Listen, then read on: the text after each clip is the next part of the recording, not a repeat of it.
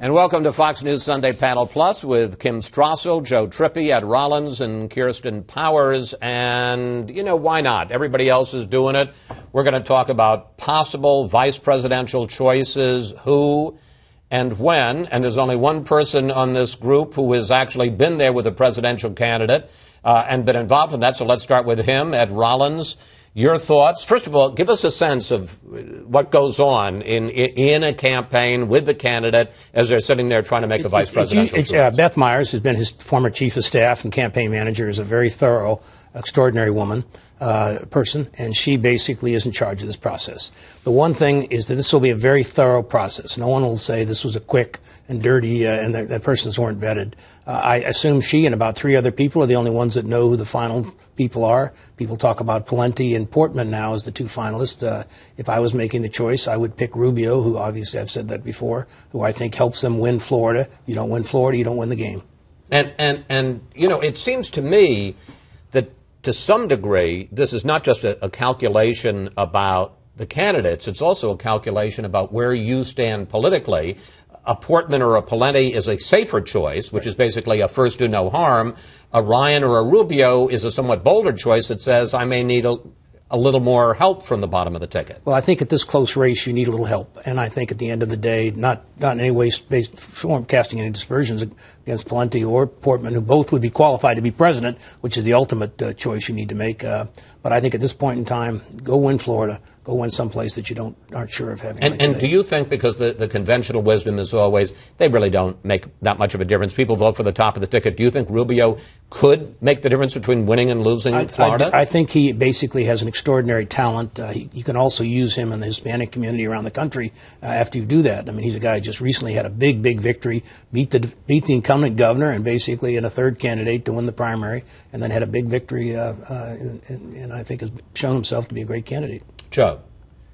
You know, a few weeks ago I would have agreed with Ed. I think Rubio would be the right pick or something out of the ordinary. But the problem you got, that Romney's got right now, he's really starting to slip off the map in the Midwestern states. I mean, Wisconsin, Michigan, Ohio. I know people are going to contest that, what I'm saying. But he is really slipping in the Midwest right now. If he loses all those states and wins Florida, it won't do him any good. He'll lose the whole thing. So are you saying what? So I'm starting to get to, I think he may need to pick a Midwesterner like Pawlenty or Portman, who I think are boring and more of the same and all the things that make, I'm very conflicted about this. I think he needs to pick somebody out of the box, somebody that's going to put a little Paul Ryan is from Wisconsin, who would last time I checked was in the Midwest. And so that may be the pick that you need to do. Shake the race up and have a Midwesterner with you that can help heal some of the harm, I think, that's hurt him on Bain and taxes and other things in the Midwest right now. I think what he needs more than focusing on a region or a state is he needs someone who's going to be a net plus to him everywhere. And you are now hearing this argument out in the conservative world that one of the ways you do that is that you tap into the new, young, bright wing of the Conservative Party.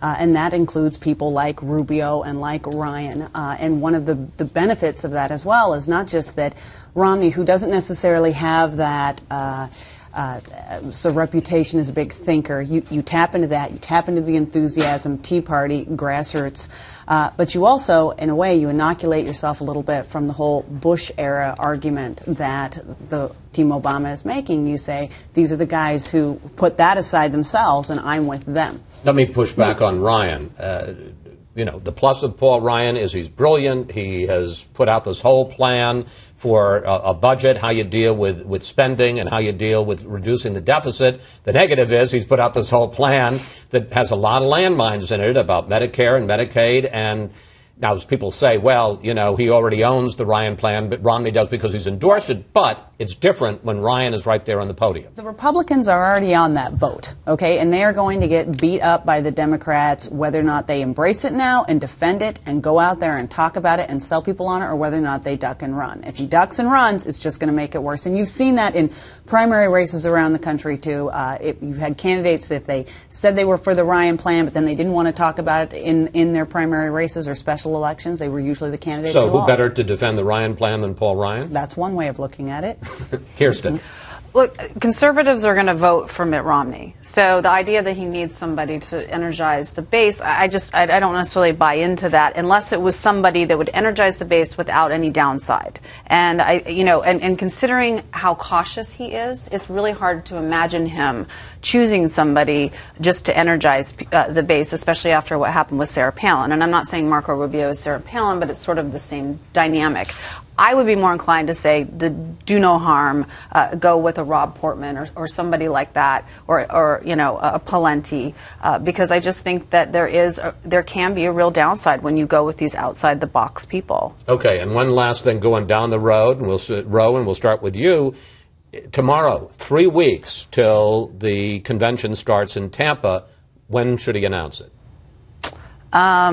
It depends on who he's announcing, but I would say he should probably... Why? How does it... Go ahead. Well, it depends on if he's trying to really energize... If it's a really exciting one, then I think you want to time it in a way to maybe do it at the very beginning of the convention and create a really exciting convention. If it's somebody that's going to be a little more boring, I don't think it's as important, and he could do it, in the next couple weeks. Or Ed? I would do it next week after the Olympics. I would take that week and start running around.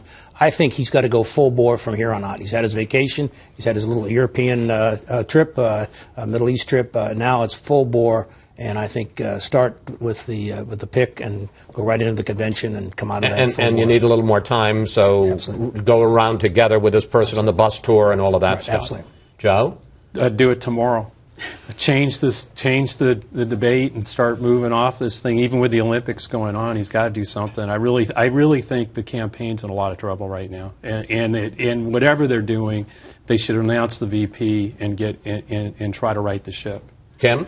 I agree with Ed. Do it after the Olympics, dominate the airwaves, get the country familiar with the candidate, and that way you go into the convention, you can focus on the policies and start focusing on promoting yourself and your vision for the country. And it also frees up the possibility that Michael Phelps will end up being the running mate, and that will certainly create some excitement given the fact that he's constitutionally too young to be president. But anyway, he'd solve the gold problem. Thank you, panel. Check in with us throughout the week, and you can find us right here at FoxNewsSunday.com. We'll see you back here next Sunday.